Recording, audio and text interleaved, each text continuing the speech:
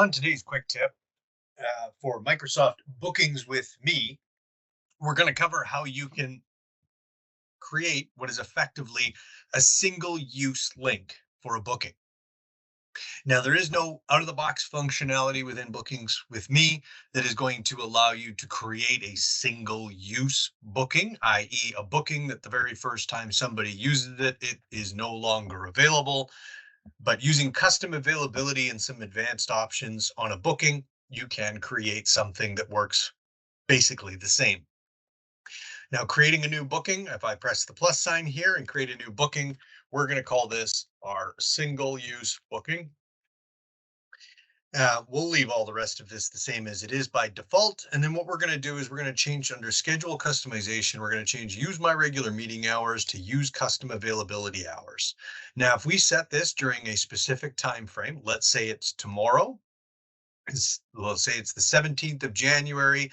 It's going to start and end. So this booking itself is only available on the 17th of January. The 17th of January happens to be a Tuesday. So what we're going to do is we're going to make this booking available, only available to be booked between the hours of 3 o'clock and 4 o'clock on a Tuesday. So the specific date that we've picked. And we're going to say that we're just going to leave it at the 30 minutes. And under advanced options, we are going to say that we're going to limit the start time to 1 hour intervals. Now, if we save that, now we have our single use booking. If we copy that link and we paste it into another browser,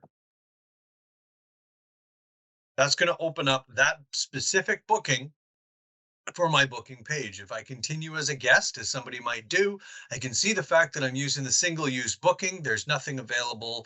The only time that's available is the 17th of January at 3 p.m. I can click on that. I can validate, book my time.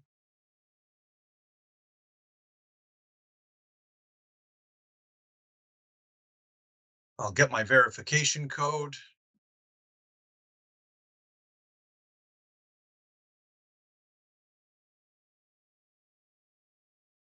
And we'll schedule. There we go. My single use booking has been booked from 3 o'clock to 3:30 on January the 17th. Now, if we go back to that link to be used for that particular booking and I click on continue as guest, you can see that there are no times available for that single use booking now. I cannot physically book that anymore. It doesn't remove like a true single use would be, where it's just not available anymore and clicking on the link does nothing.